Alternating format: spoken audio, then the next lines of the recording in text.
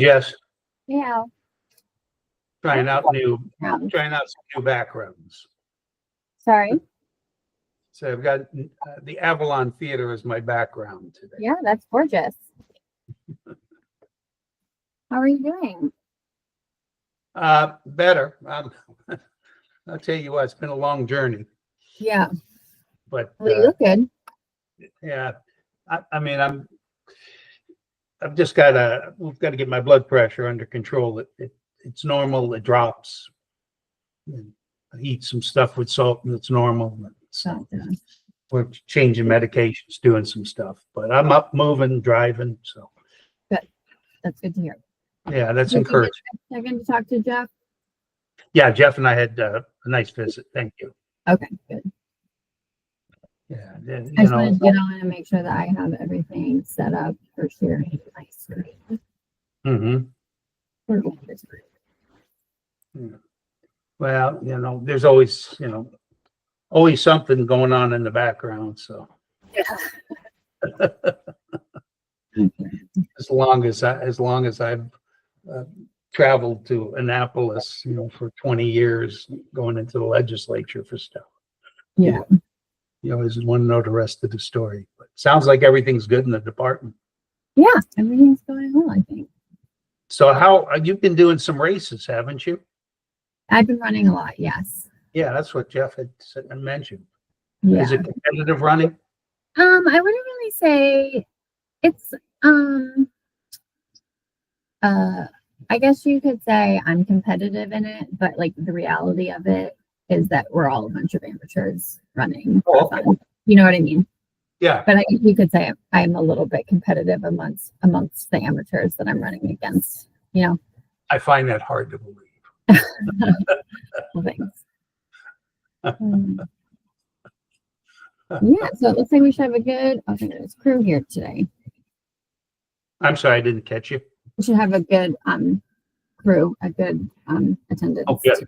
Yeah. Good. That'll be nice to have a good quorum. Yeah, for sure. Okay, I'm going to put myself on mute for a second and go through some of these slides that Tom sent me. Sounds good. All right, just let me know if you need anything.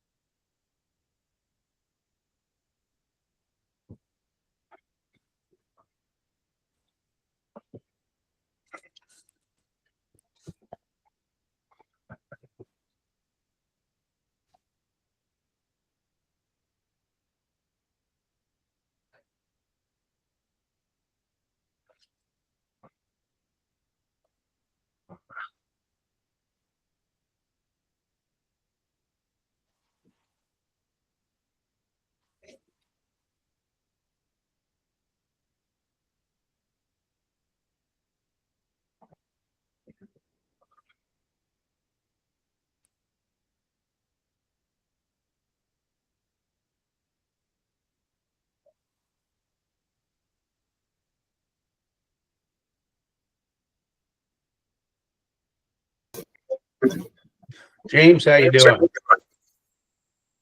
Good afternoon, Alan. Find yourself. Doing good. I like your background. That's the Avalon Theater at night. Yeah. It's more exciting than mine. Yeah, I think it looks good.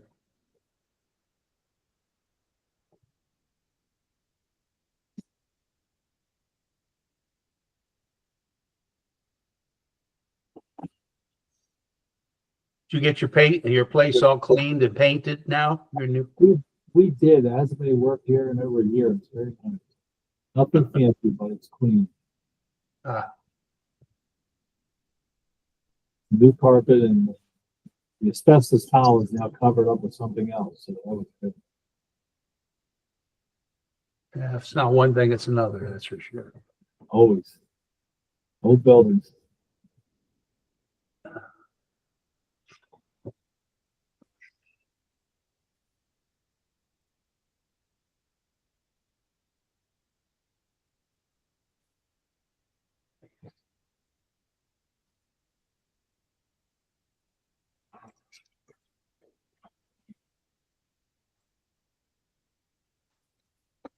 So I guess we'll get a legislative update today, probably. Yeah, that's my understanding.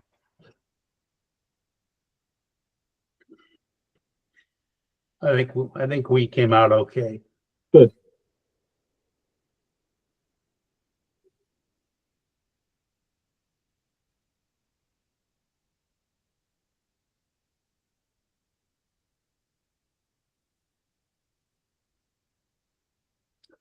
When I lived in South Dakota, the saying was "no man or beast is safe" during the legislative session. And luckily, they did a 30-day session one year, Oh, wow. and then the second year they did 60 days to clean up the mess from the 30 days. I can't imagine a 30-day session. Yeah, well, at least our senators don't go year round like New York or other places.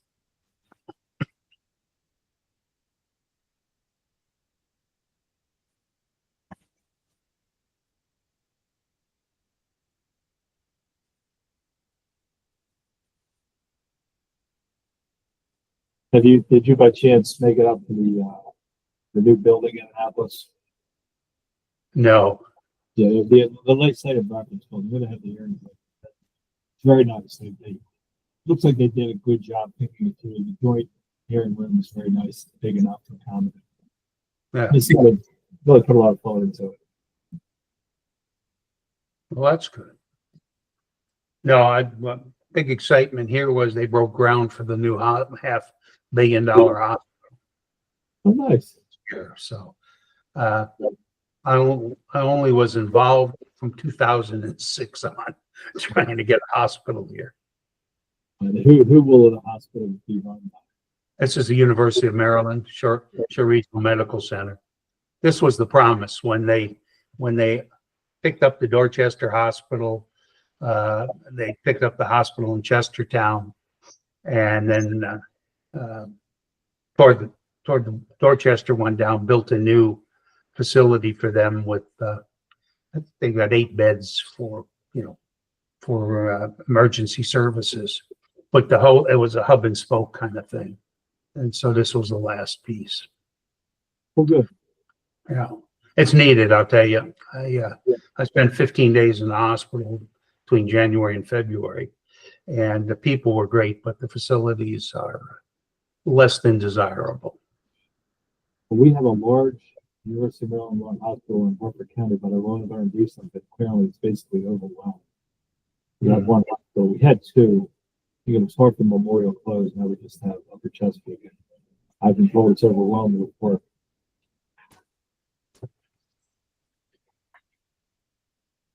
Yeah, I mean, they're not fun places to go to begin with. But after being in Hopkins a number of years ago, there's no comparison. We are blessed with some good hospitals. I ran into a friend of mine, the state trooper, many years ago, and I thought he was living in Montana. Coming to meet an association. And I said, Dana, I didn't know you were back in Maryland. Are you visiting? He said, no, been back for 2 years. He said, you know how far you have to go in Montana if you need real medical care? You have to go to like Seattle. Yeah. Like there was nothing there. The medical. Yeah, I know it's a challenge, especially in rural areas.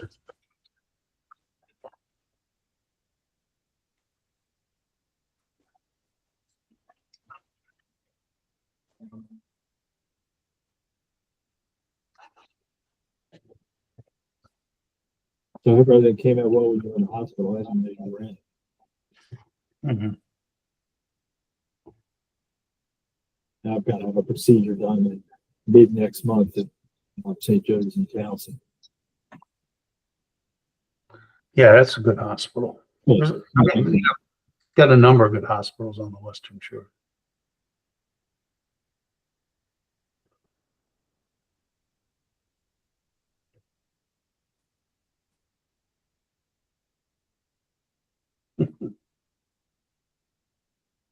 All right, where's my board members?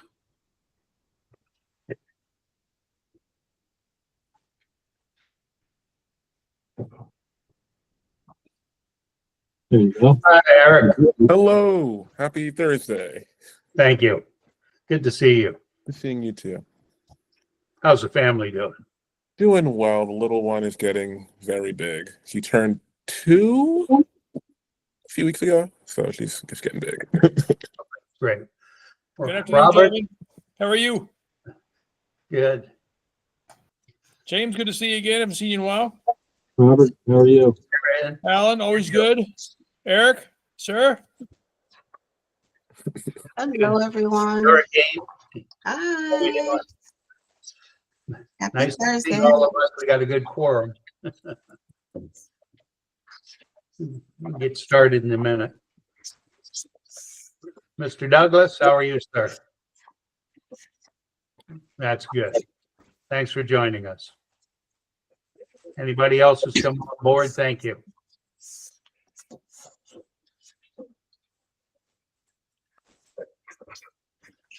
Who's Kitty Cat? Let's see, can we tell? It says LZ is all I can see. Well, it's a cute cat. Looks like one of mine I had in the past. Mr. Kelly, welcome aboard. Mr. Kelly, good to see you, sir. Good to see you all. Thank you so much, and beg your indulgence trying to wrap up another meeting real quick to get free, but good to see everybody. I see Tom's come on with us. It has been busy. Yeah. It is now 3:00. So I'm going to call the Alcohol, Tobacco, and Cannabis Commission meeting to order. We're going to have a roll call. We have Commissioner Poole, Commissioner Rosarian, Present. Commissioner Morissette is with us, and myself, Alan Silverstein. So we have a quorum. Yay! I need a motion for approval of the March 2025 meeting minutes. I'll motion. Motion to approve. I'll second. Okay, motion and a second. All those in favor say aye. Aye. Opposed, same sign. Okay, Mr. Kelly. your Thank you, executive- Mr. Chair, and good afternoon, everybody. It's good to see you all. If you'll indulge me again, I'm going to delay my part of the report initially. I want to introduce Andrew Waters, Director of our gosh, he does everything: licensing, regulation, trade practices. They're all the whole reason we exist. He does it, and he's got a meeting. Like actually, it's starting now to get some updates on a lot of technology things we have going on. But we've got some real exciting things happen. So I asked him to speak first, just to fill you in some, answer any questions you might have, and then I'm going to let him go so he can get to his meeting. So Andrew, if you don't mind, would you jump in and just kind of give us a rundown of Salesforce, which is our licensing platform for alcohol and tobacco? Sure thing. Thank you, sir. We at the ATCC are very excited to announce considerable progress has been made with the development of our licensing platform and online portal. Starting May 1st, new and renewed licenses and permits will have an updated design, and when issued, will be electronically sent to the applicants via their email address. We encourage all of our applicants to update their email addresses with us. We've been sending out notices just to make sure that everybody gets in that information ahead of this release. As we modernize our licensing process, we are going to be moving towards allowing digital certificates to be carried by permit holders. This is going to drastically improve our transportation and vid card permitting. We want to move away from a physical piece of paper that you must keep on your person, in your wallet, in the cab of your truck, towards a digital file on your phone or tablet. This is all leading up to the launch of the online licensing portal within the next few months, which will allow applicants to fill out applications, upload documents, and complete payment, all online. This has been a big project for us, and we are very excited for our users to see it, use it, and move into the future. Thank you. And I'm going to just build this out a little bit. Right now, what has to happen is somebody sends in an application, they send in their money, it's a check, we deposit the check, we start to process the application, we find out there's a problem, we send them an email and say, hey, there's a problem with your application, it's not complete. And then we set it aside, we work on the next one. And then we kind of wait, and we wait for that applicant to send the information back in or correct your application or whatever is necessary. The nice thing about this online portal is you're going to have a couple of things. One, you're going to have your own account. Another thing is you're going to be able to check the status of your application. And anytime you want to check it, you don't have to talk to a person. If you don't want to, you always have that option. Always have an option to go paper, always have an option to speak to a person, and we'll speak to you immediately. But you won't have to. You'll better go online and look at the status on your account. But even more important, I think, when you're filling out the application and associated paperwork, it simply won't allow you to continue unless you've done it properly. If you fail to submit something, if you fail to mark something off, it's going to stop you, and it won't. You're going to know right away there's a problem. You're going to know in that moment there's a problem for you to fix. So you're really kind of in control about how quickly you can get turned around. Payment isn't going to be a check. Payment can be online and done. So that's such a big thing, and we're really excited because we're I'm going to say weeks away now from developing that. Another thing that is so interesting, and Andrew mentioned this about the email, you're going to know right away when a license is issued to you because you're going to get an email. You're not going to request it. It's going to get it sent to you and say, hey, congratulations, you have a new license, or your license has been renewed. And here's a copy of it. In the email, you're going to have it immediately. And then maybe even equally exciting, or maybe even more exciting, or at least longer expected, this simple little vehicle identification card for transportation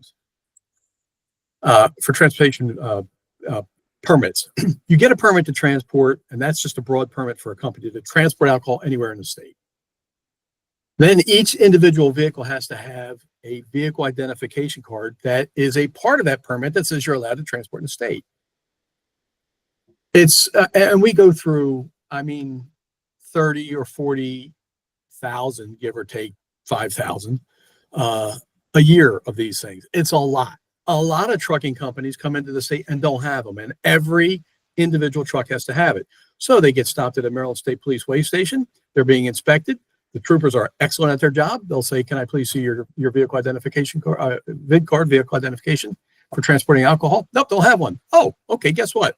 Drop your load off here and go down to Baltimore, now, used to be Annapolis, and fill in an application and get yourself a VID card. So every day, virtually every day, we have trucks parked out in front of the building, people coming up here in the lobby and getting this thing. It's been a problem for a decade or longer, at least a decade or longer. And we've tried different solutions and we've never come across them. And it's frustrating for the truckers and those businesses. It's frustrating for our wholesalers who are waiting for shipments and can't get them.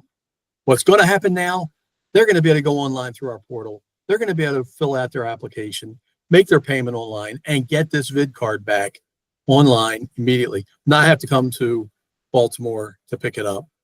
It is such a huge improvement. I'm so excited about it. So I just wanted to expound even more. That's Andrew and his team getting this done. This is such a big problem that's being solved. Hey, Jeff, I have a rookie question. What is the purpose of this VID card? Okay. I'm going to give you the answer that's going to sound smart, Alec, and I don't mean for it to, because then I'll add to it. First of all, the law says you have to have one. That's the easy answer. The law says every vehicle has to have one of these things. That's it. The reasons for that is we like to think anyway, that we are controlling and are aware of every ounce of alcohol that's coming into the state legally and going through the state and staying in the state. And that's all part of that, is being able to have a complete firm trail of all of that alcohol. And think of it this way, our alcohol control system is so good, I think, in the United States, actually, Maryland certainly, and in the United States, you don't see a lot about people getting sick on alcohol in our country. You do see it around the world. And I get articles, a couple of them a month, from around the world where people are getting very sick or dying from tainted alcohol, counterfeit product. You don't see that in the United States. You definitely aren't seeing it in Maryland, knock on wood, because we can account for that. We can track our product. We can follow our product back to its original source. And it's only because we control every aspect of it. And that's just a part of it, is knowing where it came in, what truck it came in on, who was bringing it in. We know all of that. If we have to find it, we can do it. And if there is a problem that a product is potentially dangerous, even if everything about it was legit, but something got screwed up, we can trace it back and we can start making notifications very quickly to stop sales and to stop distribution of the product. So it's about controlling it, and it's about controlling it for really public health and safety. I thought that was the answer. I just wanted to see you jump to that hoop, Jeff.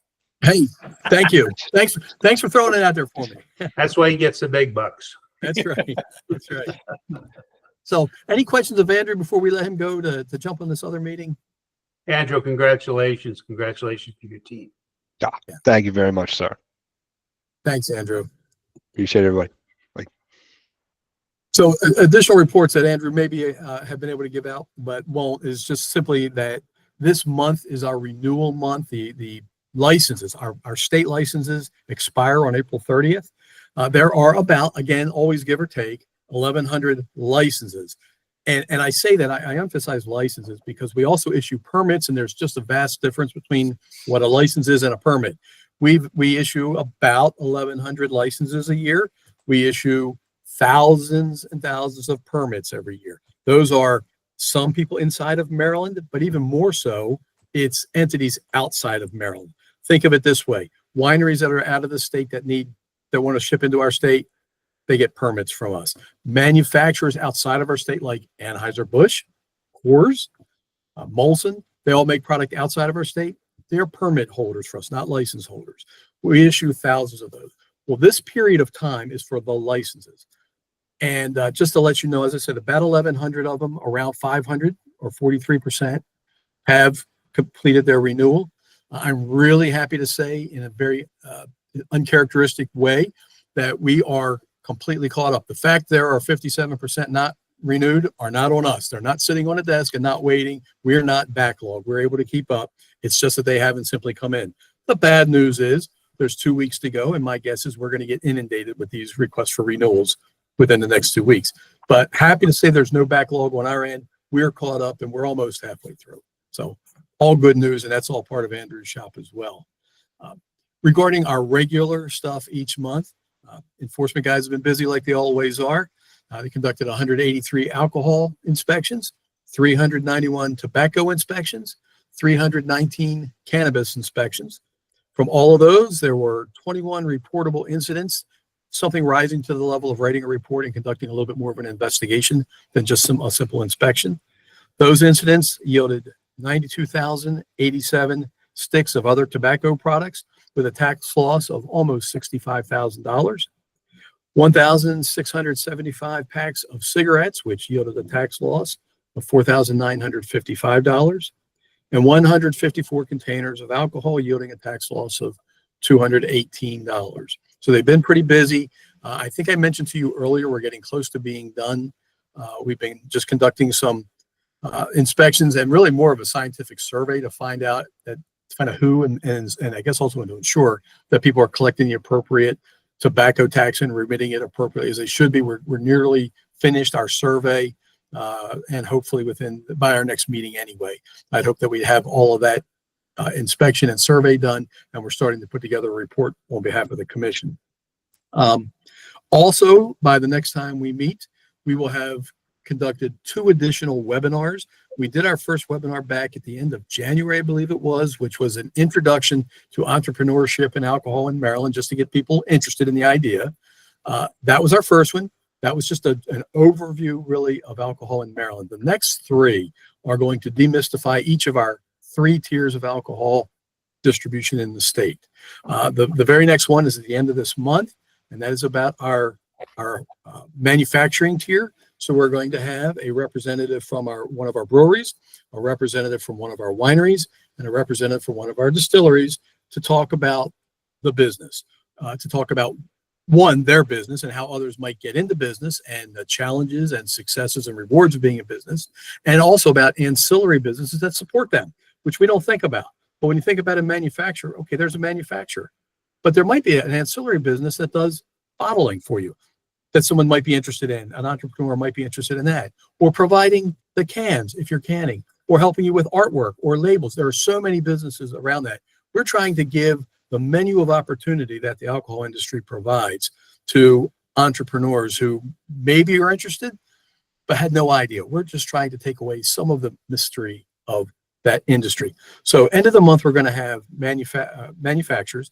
And then in May, we're going to be doing the same with our second tier, which are the wholesale levels. Again, explaining what wholesaling is, challenges of breaking into it as a wholesaler, but even more importantly, maybe equally importantly, is what other opportunities and businesses support our wholesalers. Next will be, in June, it'll be the retailers. And then if all that goes well and things go well, according to our plan at the ATCC, we will have maybe one more webinar if we can get it in, which will be support to entrepreneurs. Somebody who's interested in how do I get started? Where do I get my licensing going? How do I get funding? Does the Small Business Administration help me out? Are there banks who will issue loans for us? Just that kind of a thing to present logistics for somebody who might want to go that next step and get involved. So that's coming up. I'm going to ask Tom to jump in with a legislative update, but before we do, we've been so busy the last couple of weeks. The General Assembly ended a week and a half ago. We didn't stop. The very next day, we were already working toward our webinar series. And I'm going to ask Jess to queue up in just a moment for you. It's about a minute or two, kind of a commercial, if you will. Our first place we went to was Checker Spot Brewing, which is actually very close to here. We're going to be doing the same thing for Cleopatra Wines and Compass Distillery. The idea here is, instead of in a static way of our webinar, me saying, and here's the owner of Checker Spot, and here's the owner of Cleopatra, and here's the owner of Compass, we went out to their site, took some video, did a little interview, and kind of the intent here is to have them interview themselves and talk about themselves and talk about their businesses as a way of introducing them. And then we'll do the webinar questionnaire after that. So Jess, if you're in a position to be able to do that, if you'd please roll that, we'll just take a look at what we're going to be doing for each of our manufacturers and for our wholesalers as well for these programs. So Jess, please, if you can. Yep, I got you. Can you guys see it? Or it should be like a black screen, I guess. We know. Yeah, it's getting ready. There you go. There's no volume with that, Jess. Sorry,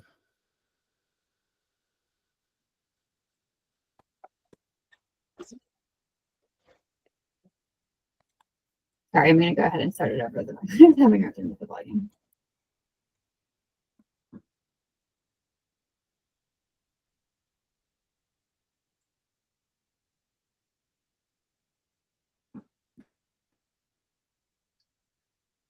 Yeah, it's not working, Jess.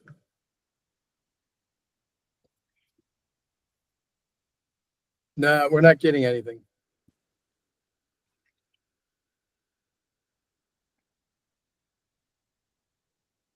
Well, we'll play with this for a couple of minutes and go through the other, and hopefully we can bring it back on for you. Hey, Jeff, while she's checking and figuring that out, quick question. How are you advertising these webinars? I think it's a fantastic idea. And I think the broader the spectrum of applicants, the better. Great question. Well, that's part of why we wanted to show you this here, is that hopefully other people who are tuned in will see it as well and get the word out. We're going to be putting on our eGov delivery or delivery gov push out, which has thousands of subscribers. We have sent it out to, we're sending all of these out and have continually been doing it, and we will with this as well, to our trade associations so that they can send it out to their memberships. We've sent it out to elected officials and asked them for help as well. They all have like newsletters. We've asked them to put it out in their newsletters to say, hey, if you think you might be interested, it's free. Tune in. It doesn't, it doesn't cost anything. So What about look about all the local colleges in the state? I don't know that we've sent anything. I don't know if we have a contact for them. If you have any help on that, that would be interesting. I don't know. I just don't know because they're not in our field of influence. But we're not shutting down any options or any possibilities. We want to get it out there as much as we possibly can. It's a great idea. Yeah, I mean we're very excited about it, and I'm not sure we're going to be able to see this. If we can, that's great. But Jess, do you have any confidence that it might fire up? I'm not sure why you guys aren't able to see it because it's showing us presenting on my screen right now. You have to enable the sound, but you have to do it in a different menu. Yeah, the sound is on. So you guys are saying you can see it, but you can't hear it. Is that right? Yeah. Can hear you, but can't hear it. Oh, Okay, let's try this again. Because we could send this to each of you individually, and we'll be happy to do that as a link, which will be great. But I was hoping to get the free advertisement for it while we have others online as well. I'm Thought just we'd be, gonna- I'm just going to try and turn up the volume quickly, and then we'll see if it will work.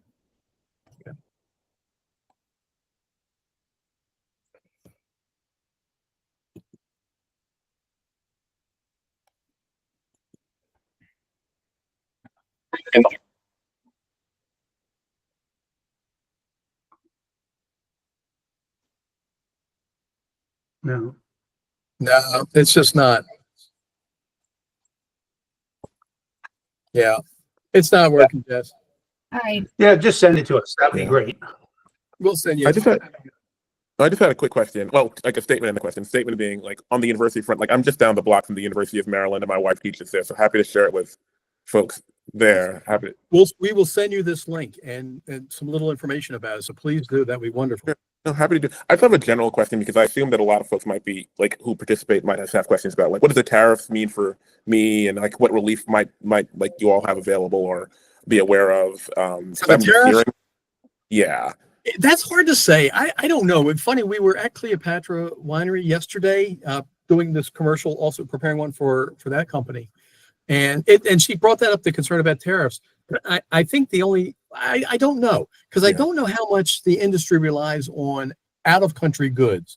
One, in order to continue business, I don't know that there is a big draw. Because think about this. A Maryland winery, to be a Maryland winery and to stick Maryland on the label, is using Maryland product. They're using Maryland fruit and juice. So that wouldn't hit them. I don't know that they're buying their cans, their aluminum or their glass from overseas. So I don't know that would hit them. The bigger hit might be for those Maryland businesses that are shipping out of the country and the tariffs they would feel. I don't know that I just don't know that they're receiving product that's being tariffed and they're getting hit for that. I just don't know at all. But if they're trying to get their product to become international, that could and would be an issue. But I don't think any of our companies, I shouldn't say any, I don't think most of our companies are there where they're big enough to be shipping. There are a handful that could, but most of them don't make enough. That's I would right. I think think on the retail side, any company that's making their product overseas, and shipping it to us, consumers might see it on the retail side. the only reason why I asked, I found myself reading an article about like a wine company in California, but they get the barrels from overseas and they do like all of the actual work and manufacturing is happening domestically, but the product being a constraint and that like being a kind of binding constraint for them as they kind of make their wines. Yeah, that's a great example, because I would say that this young lady yesterday at the winery told us that when she buys, but this is because of this is outside of the tariffs. Mhm. Buying a barrel in the United States is about $600. Buying a barrel from Europe is about $1,200. Mm. But it's that they're looking for certain qualities and features in those barrels that they're bringing in. So it's not. I don't know that it's a tariff thing yet. It's more of a quality that they think they're getting, that they're buying that. But I see Mr. Bob Douglas is online with us today, and Bob, I don't know if you have any insight into if the tariffs have impacted our Maryland wholesalers who are importing product from out of the country. I think it's a wait and see, Yeah. basically, for them right now. But obviously, there is a concern. Take Guinness, which ships a lot. And so any tariff on the imports there, you're going to feel it at the bar. And I don't know what the impact is on the brewery in Maryland, the Guinness brewery here. Mm. I mean, Yeah, so it's going to be hard to say, I think. until we well, start the blonde is obviously brewed here, so a tariff should not affect them. But I don't know where they get their products. I don't know where they get their cans. Well, I know. Yeah, I don't know where they get those. I know this, that the Guinness plant, the Guinness brewery here ships in a lot, but they're buying it from a wholesaler. They're getting it. I think they're getting a lot of it. I think. Well, I don't want to say that now. I could be misspoken because it's a little bit of an unusual circumstance. But regardless, they are getting their product ultimately from Ireland. So if it's subject to tariffs, they're paying that.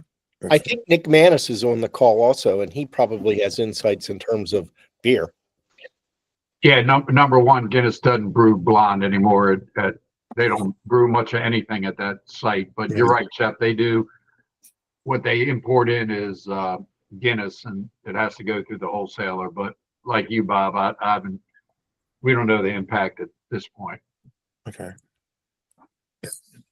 No, I appreciate you guys just like engaging the point. I only ask in part because I assume that folks will ask some of these similar questions during these forums. So It's a question. I say it was a topic of discussion yesterday when we were just kind of having an off the cuff conversation about things and just not knowing. It's the unknown right now. fair. So Jeff, while we're talking about impacts, the state has approved new sales tax on marijuana. They've increased that. Have they done anything with beer and wine that you're aware of? No, not recently. The Maryland state sales tax is 6%. And then a few years ago, we started doing something a little innovative for Maryland, and that was having different sales tax rates for different types of products. And I think that started with alcohol. And alcohol was raised from 6% sales tax to 9% sales tax. And that's where it remains today. Alcohol remains there. Cannabis came in at 9% and is being increased. And I don't recall, Tom, jump in if you have time, either 12% or 12%. Yeah, so 12%. 12%. Then we have on the electronic smoking devices, all of that, none of that is subjected to an excise tax, which is always like pre-commercial sales. Almost all of our products are subject to excise tax, but the electronic smoking devices are not.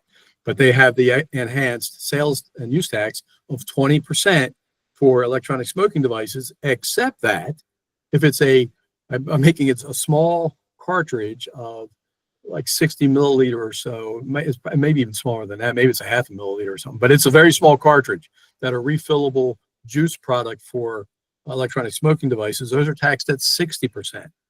So there are a variety of different sales tax rates, but Mr. Chair, specific to your question about alcohol, it's at 9% and remains there. So Jeff, I'm sorry, quick question. So when you say alcohol, are you talking about distilled spirits, meaning liquor, beer, and wine? Are they taxed they're all taxed differently, but by the proof gallon? You're completely correct all the way around. So with the excise tax, the tax for spirits, distilled spirits, is $1.50 a gallon. Okay. For wine, it's 40 cents a gallon. Okay. For beer, it's 9 cents a gallon. But at the end of the day, all of that is subject to an additional 9% sales tax at the point of retail purchase. Thanks, Jeff. So, yeah.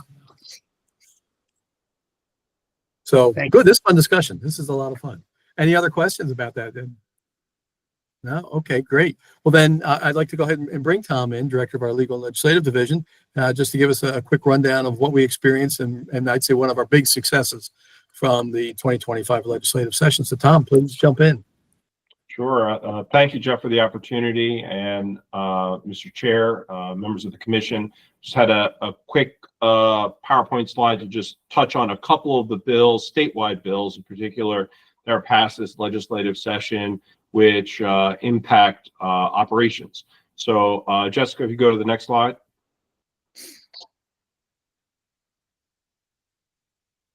So I think it was, can we go back? I think we went a couple of slides forward.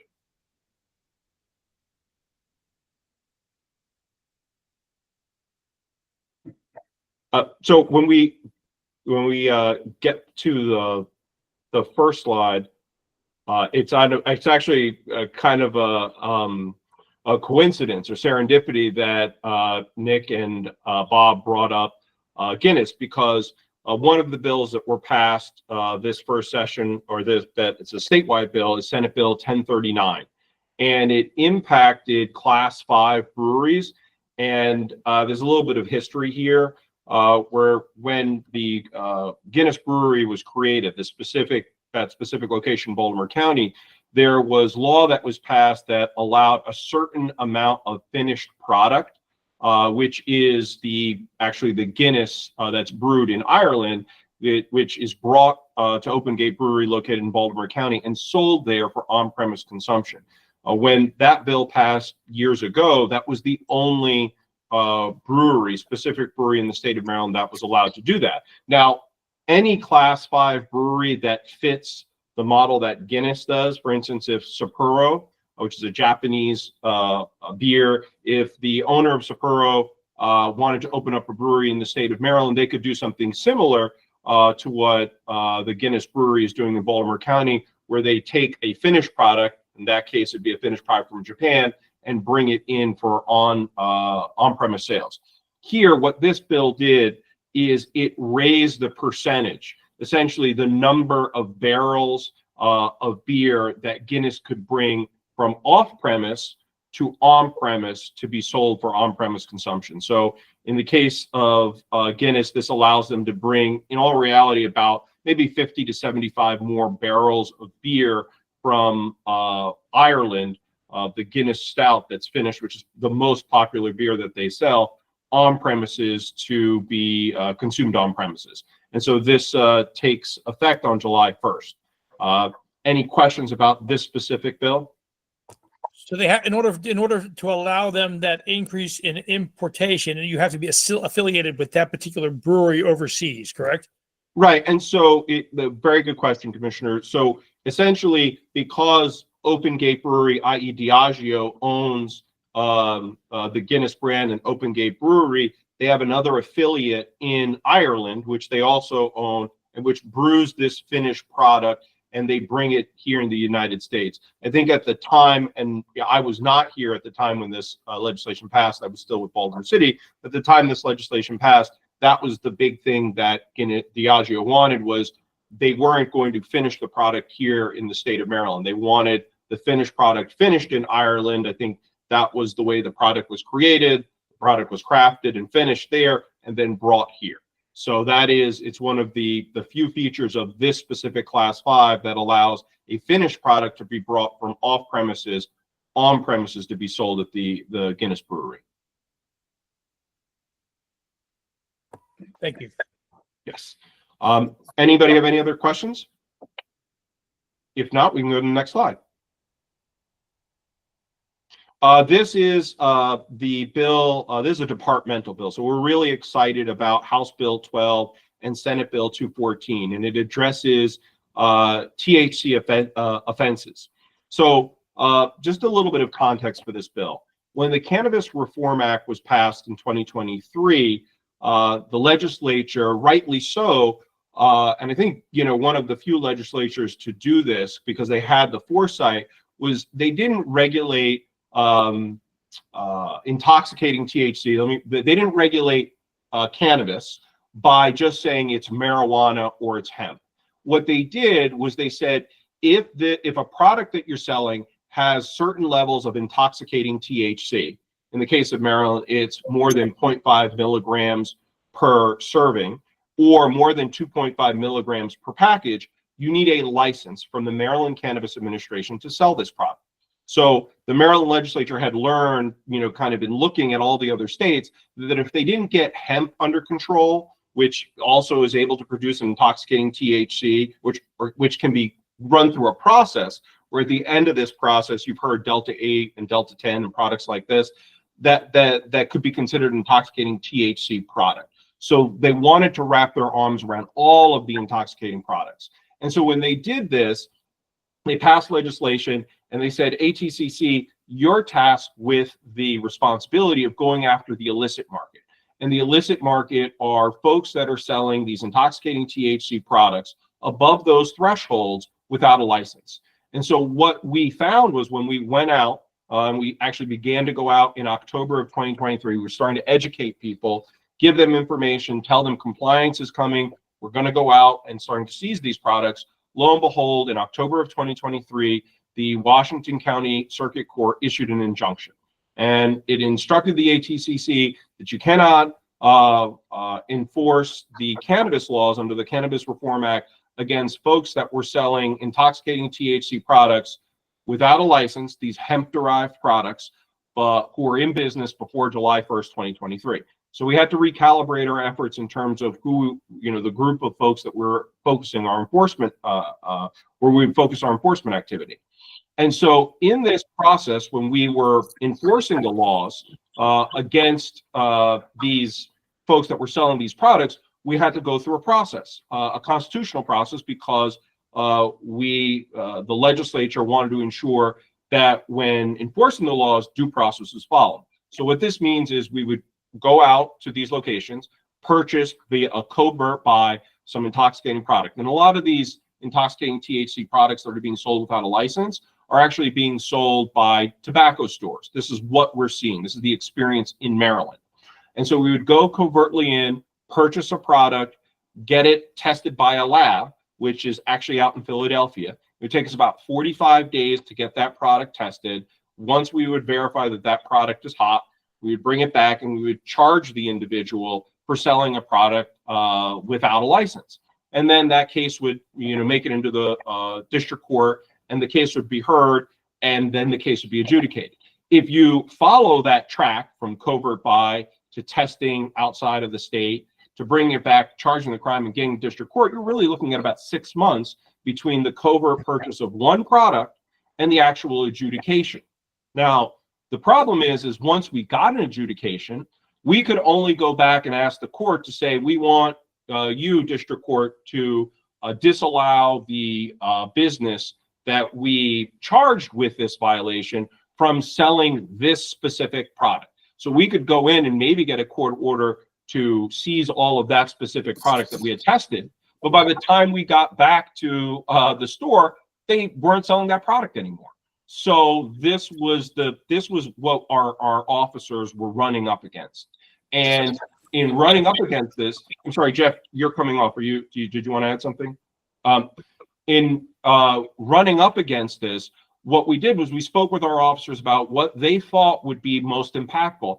And I'm very proud to say that it was the idea from our field enforcement division that led to the drafting of this legislation and presentation before the legislature. And what this legislation actually does is it says that if we go in to any store in the state of Maryland that is selling intoxicating THC products, and if those products are being sold by somebody without a license, without an MCA license, and those products aren't labeled or packaged, and are the certain potency levels that are ascribed by the MCA, then we can actually seize products, and they are contraband per se. We could take them right off the shelf. We don't need a warrant. Almost think of it as a truth in labeling bill. And by that, I mean, if you were to go into an MCA licensed establishment and you are a commercial customer, not a medical patient, but a commercial customer, if you were to go in, you could only buy products buy a package of gummies, for instance, and that gummies couldn't be any more than 100 milligrams of THC, and each gummy could be no more than 10 milligrams of THC. So what we were finding in these stores that were not licensed were gummies that were 200-300 milligrams of THC. We were finding packages that were in the thousands of milligrams of THCs, and this is not allowed by law. And so what this bill allows us to do is go in there and go into these stores that don't have licenses, look at their packaging and say, we believe you.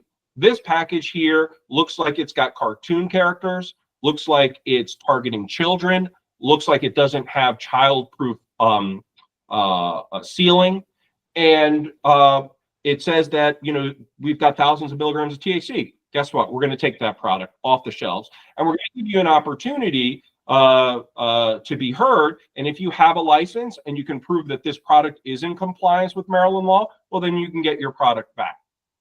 So this is essentially what this bill does. It almost creates that strict liability standard for products that advertise themselves to be intoxicating THC products. And I want to be clear, there's a difference between intoxicating THC products and CBD and all of those other things. This is not affecting CBD. This is only affecting these intoxicating THC products for human consumption. And so that's the bill in and of itself. Welcome to take questions. Oh, and then one other thing of note. This bill also allows us to issue citations to enforce parts of the criminal law article dealing with sales to minors of Delta 8 and Delta 10 products. So prior to this legislation, the ATCC has limited jurisdiction. We can only do what the Alcoholic Beverages and Cannabis article allows us to do. That authority is explicit.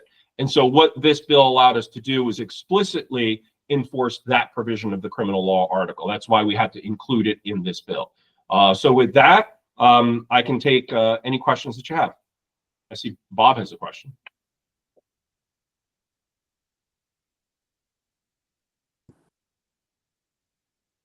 Go ahead, Bob. Actually, I don't have a question. I don't know how it indicated that I do. It popped up that you have the hand. Well, that was an accident. I didn't, on my end, I don't see that. I'm sorry. So I had a quick question. Just like, did any additional resources come in as a consequence of the legislation? Is it passed or is it still? So great question, Commissioner. The legislation passed. and was signed into law by the governor on April 8th, 2025. It was one of the first bills that was signed. Perfect. And like the real question is like, did any additional resources come in as a consequence of like these additional responsibilities for like to No, act? no.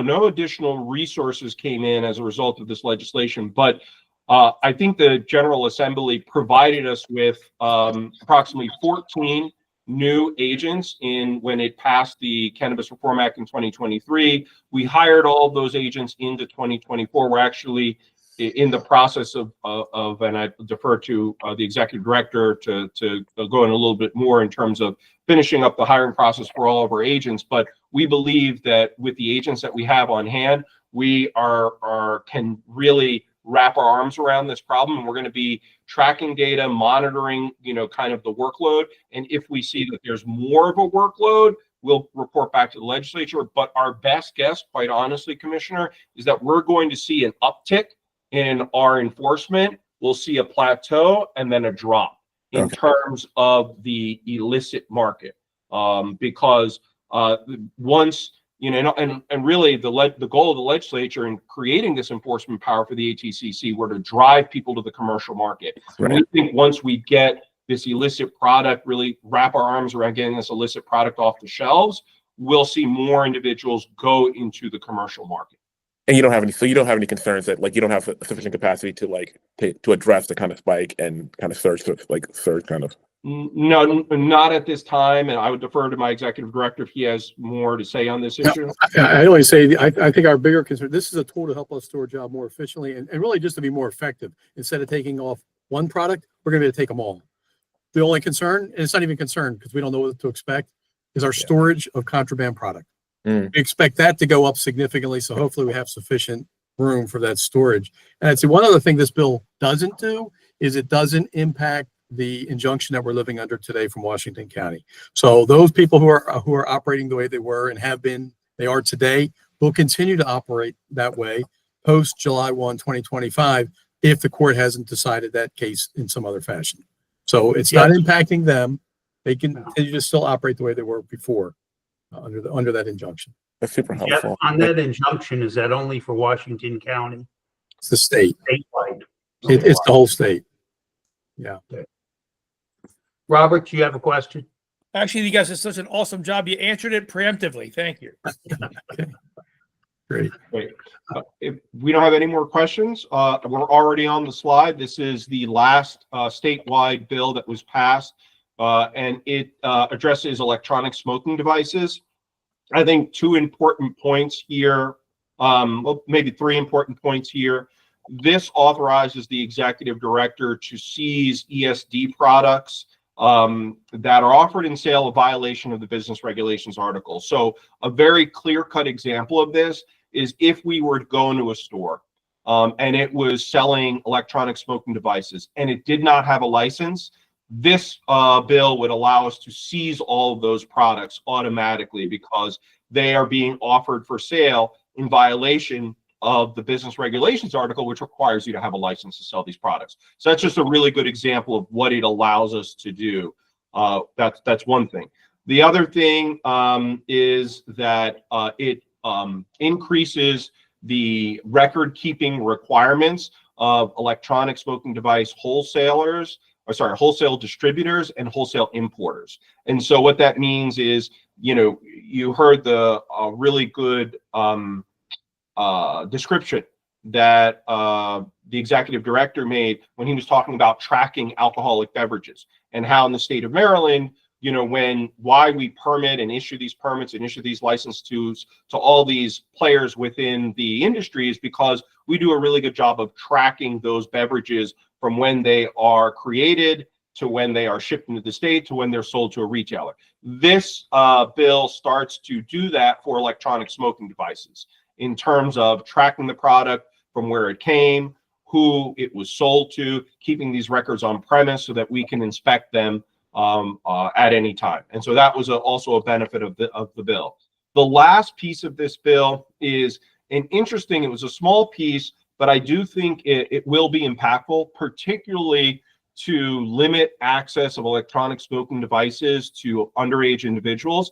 And what I mean by that is it eliminates the ability of out-of-state manufacturers to sell directly to a consumer in Maryland. So if you had an electronic smoking devices manufacturing license and you were based in Ohio, under current law, you could actually sell a product to somebody who was of age, be online, fill out information, and get that product shipped directly to your house. With the passage of this bill effective July 1st, that stops. So the only way you're going to be getting electronic smoking devices is not by mail, not by internet, but by either going to a bricks and mortar store in the state of Maryland, whether that's a vape shop vendor or another retailer. You have multiple options. So those are that's essentially what this bill does. Senate Bill 842. Does anybody have any questions about this bill? Okay, great. That covers it for, I think, the big statewide bills. Like everything else, there were a number of local alcoholic beverage bills that passed, but nothing, nothing that necessarily impacted statewide or ATCC practices. So it will be coming out with our legislative manual in the next couple of months, and we'll be touching on all those bills and distributing that to the public. So if you have any questions, comments, or concerns, please feel free to reach out to me. And that is the end of my presentation. Thank you, Tom. And then I'll just close out with one last thing, and that is one of our mandates is to provide training, some kind of level platform of training to inspectors across the state, which again, interestingly, at the retail level, the retail licenses are issued by all of the local jurisdictions. There are 25 alcohol jurisdictions in the state. And each of those use various different forms of doing their inspections locally, whether it's hiring local police, state police, a sheriff's office, or having their own group of inspectors. One of our jobs is to provide training so they all have access to this training. Very excited to announce that at the beginning of May, so by the time of our next meeting, it will have been done. We're going to be providing in-person live training. It'll be conducted here at our headquarters. A portion of it will be classroom training about inspection and investigative processes and techniques, really specific to alcohol, current events in our alcohol industry, certain types of violations or schemes, if you will, that we're seeing. So we'll share all this classroom data with them.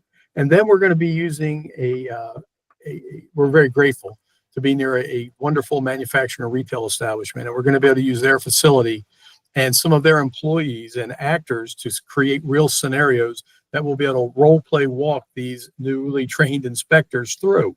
So they'll get a chance to take some of what we hopefully have taught them in classroom and see what it looks like and actually use it in a real life inspection scenario. So that's going to occur the first week of May. We just put the announcement out for that today. Generally speaking, there's a big appetite for this kind of training, so I expect that we'll fill up rather quickly. But we're really looking forward to that and exciting, and it'll be something we can report out on next month as well. So, Mr. Chair and members and all commissioners, thank you. Is there a certificate that'll be issued for those individuals who go through that program? Are you going to have a paper certificate or something, recognition? We very well may do that. That is something we typically would do just to give them some recognition that they've been here and to show that they're doing it. And it really works. It works for us to show that we've given the training. And again, I think it's something that's good for their individual files and records to know that they've been through the training with us. So it's good. You can do it on your computer and print it out. But I think something like that they can hang in their office shows the value of what we're doing. That's absolutely. That's an important function that we provide as well. So, Mr. Chair and Commissioners, if there's no other questions, that's our report. Is there any new business to come before us? Okay, I just want to say that I think it was an excellent meeting. Thank you for the information. Congratulations to you, Mr. Kelly, and the rest of the staff for doing an outstanding job. And we look forward to seeing you next month. Great. Thank you guys very much, Tom. Motion for adjournment. All motion. Eric, you got it. Need a second. Okay, Kane, are you second? Second, absolutely. The motion is second. All those in favor signify by saying aye. All right. Aye. Opposed, same sign. Thank you all very much. Take care, guys.